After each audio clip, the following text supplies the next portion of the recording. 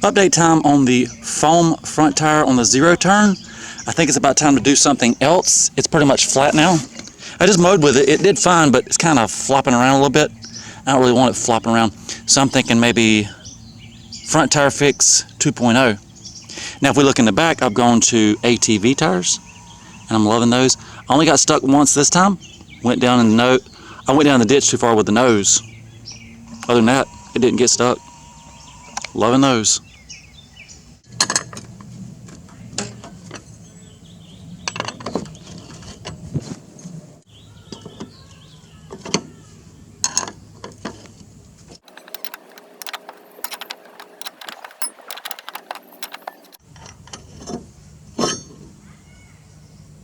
Axle's doing fine.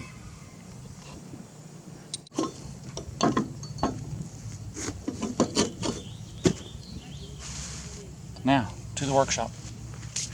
So our first step, we're here at the drill press. I have a hole saw, and I'm going to put some holes in the sidewall. We've got to get that foam back out.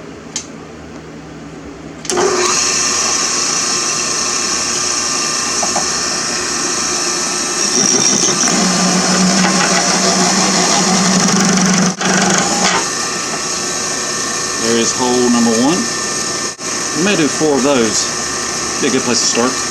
So right back here on the workbench, I've got the 4 holes drilled. And in case you've not figured it out yet, I'm going to do concrete. Here's what the foam looks like.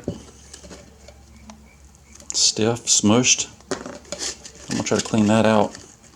And then we're going to fill this baby up with the concrete. And the good news, I found some concrete on the side of the road. Somebody dropped a bag of concrete. I picked up what I could, brought it home. We're going to use that for this project. So it's literally going to be free dollars. It's going to cost nothing. Free. Except for our time.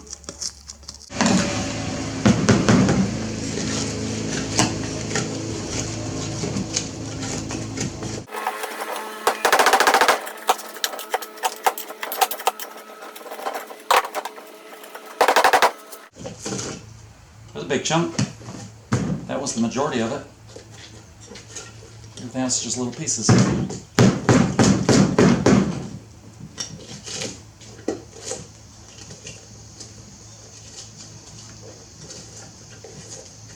think I'll go now to the water hose, wash it all down good, and I'll be right back. So in the original video where I made the foam tire, a lot of the comments said, seat the bead on the wheel. There is no bead on this wheel. I guess the wheel's too small to have a bead. If you look here, there's usually a little lip that the tire goes over when you add air to it. Kind of locks it into place. This one didn't have that. And yes, I knew about using ratchet straps. I've also found a set of used solid tires, $15 each. But I'm going to try this first. Make my own solid tires. Here is the concrete I found on the side of the road. And this bag was in the back of the vehicle. And I filled the concrete as much as I could get into this bag. Brought it home with me. It was free. Can't beat free.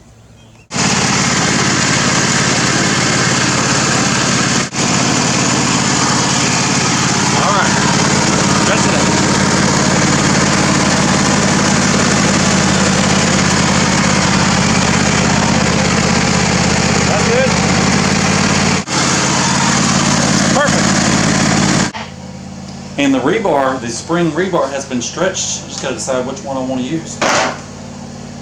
Maybe both.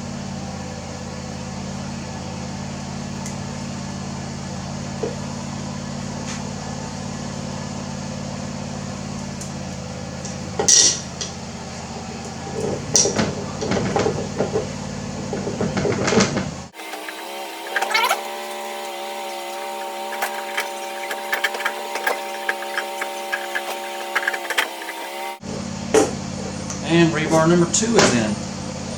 It is now time to start filling the tire with concrete, and no, I have no gloves.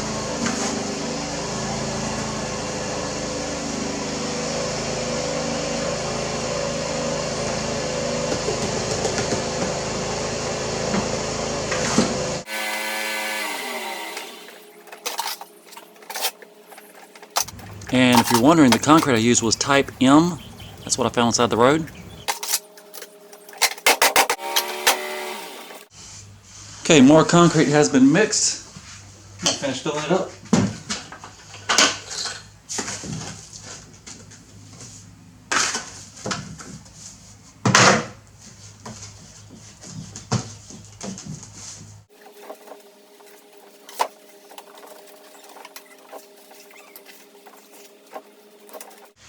And as I push concrete into this hole, it's trying to come out of the other holes. I think it's full. I don't see any air bubbles coming out.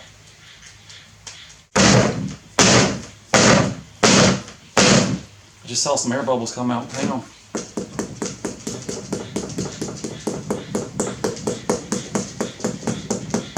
More air bubbles.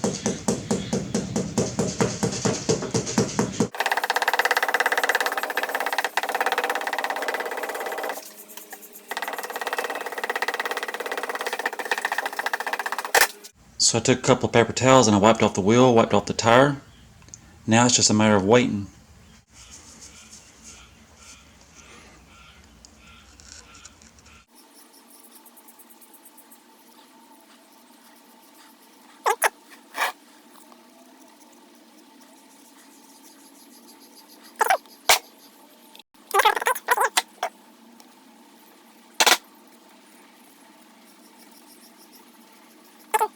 So after several days of heavy rains, I'm out with the concrete tire and it's time to put it on.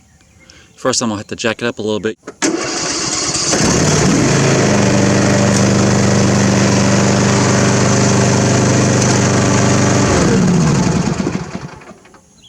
So I've got the grease gun ready, got my axle bolt cleaned up, nut.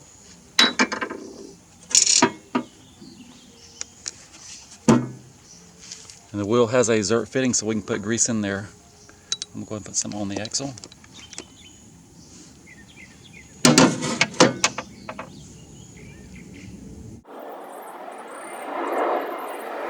And now we'll slide it into place.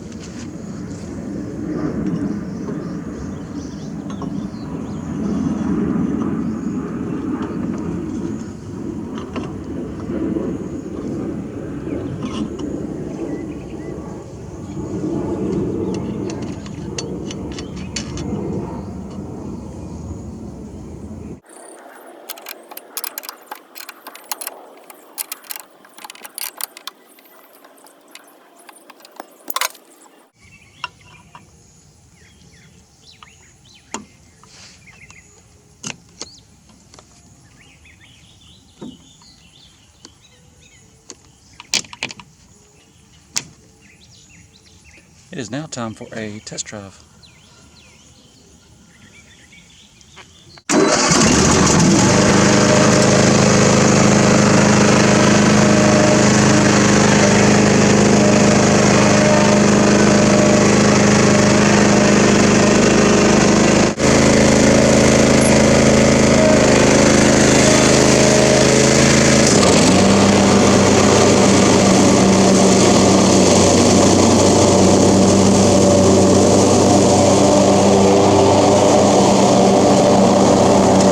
And now if you're saying the tire with the concrete is going to be too hard, too stiff of a ride, the other tire, the one that has the tube still in it, 45 pounds of pressure, so that is not soft. Let's hit it with a brick.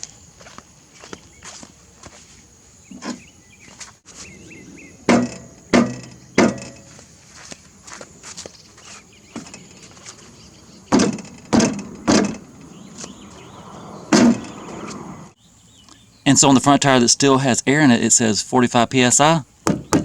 That is not a soft tire. It still has the tube. You can tell by the valve stem that it's a tube. If anything happens to this side, it's going to be concrete also. We'll have two front concrete tires. And if you've not seen the back, I'll leave you a link. It has ATV tires. I think that's about as much as I'm going to customize my zero turn.